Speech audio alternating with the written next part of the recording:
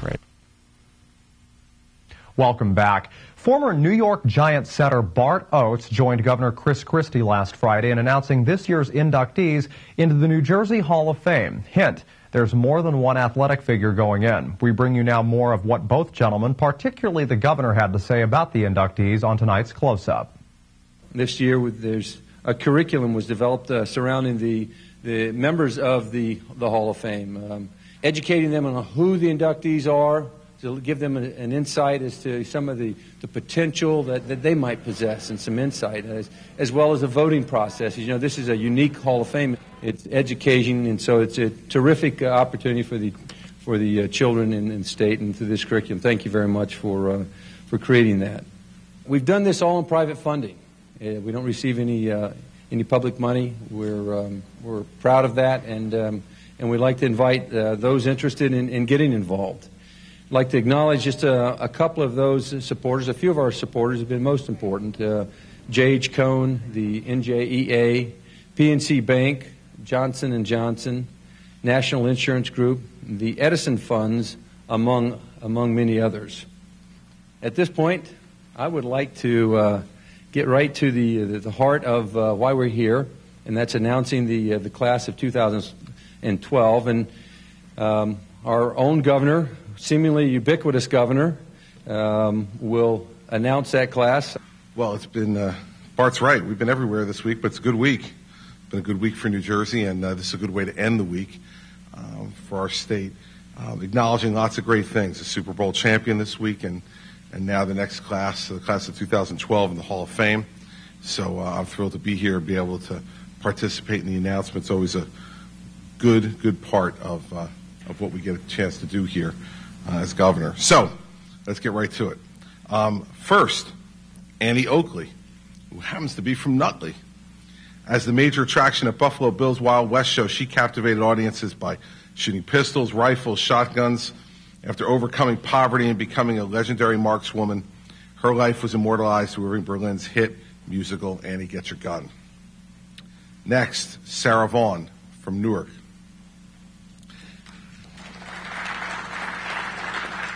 After winning an amateur night performance at the Apollo Theater, probably the last time she was called an amateur, she opened for Ella Fitzgerald and later became one of the greatest of all jazz singers, winning a Grammy Award and National Endowment for the Arts Jazz Masters Award. Next, John T. Dorrance from Cinnaminson. A chemist by profession, he went to work for the Joseph Campbell Preserve Company, now renamed Campbell Soup, where he invented condensed soup. He went on to become the company's president for 16 years, turning the business into a household name. Next, Samuel I. Newhouse from Bayonne. Legendary publisher and media giant, he founded Advanced Publications, which now owns the Star Ledger and magazines such as Vogue, Vanity Fair, and the New Yorker. And I understand we have members of the Newhouse family here today, and thank you for being here.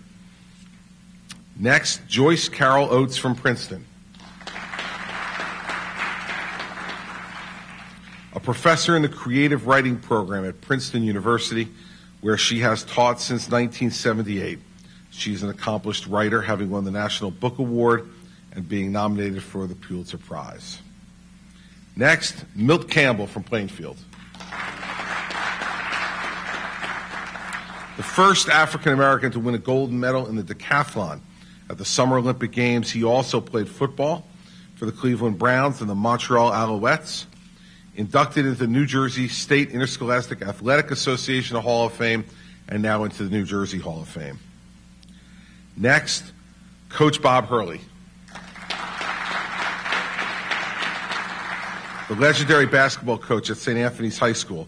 Coach Hurley has amassed 26 state championships, more than 1,000 wins in his 39 years at the school. Inducted into the Basketball Hall of Fame in 2010. How did they beat us to that? I don't understand. Hurley's devoted his life to coaching and mentoring high school athletes, turning down many college and pro coaching offers to stay at St. Anthony's in Jersey City. And any of you who've ever gone there, It is like a completely Hurley enterprise. I took a tour there a few months ago. Coach Hurley walks you in. He introduces you to his wife, who's working in the financial aid area, to his daughter, who's working in the fundraising area.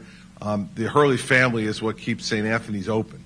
And so it's not only a great story for the young men he's coached over time, many of them going on to be NBA players, All-American basketball players in college, but every student who goes to that school gets the opportunity to go to that school because of Coach Hurley and his family, who have dedicated their entire lives to keeping that Catholic high school open in Jersey City. So particularly thrilled about that nomination.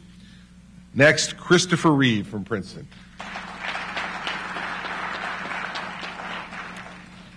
The original Superman in the movie franchise.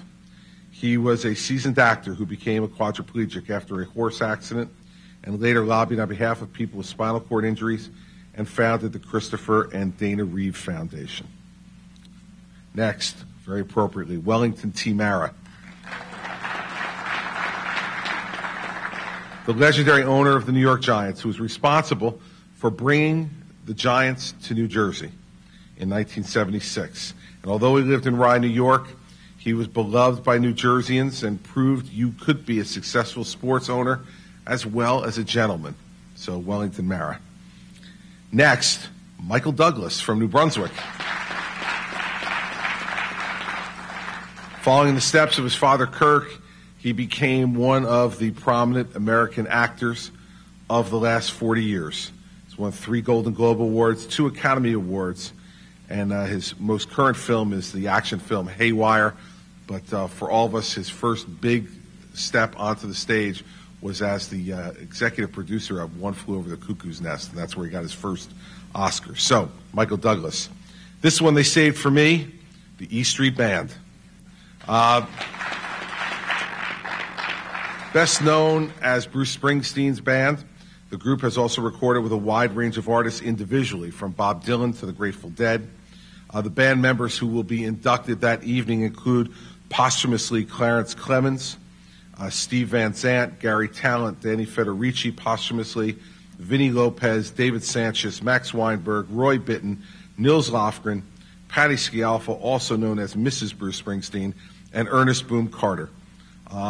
Unfortunately, the induction of the E Street Band will have to be postponed to another year because they're going on tour in March, and that's why I will be absent from the governorship for the better part of the next year.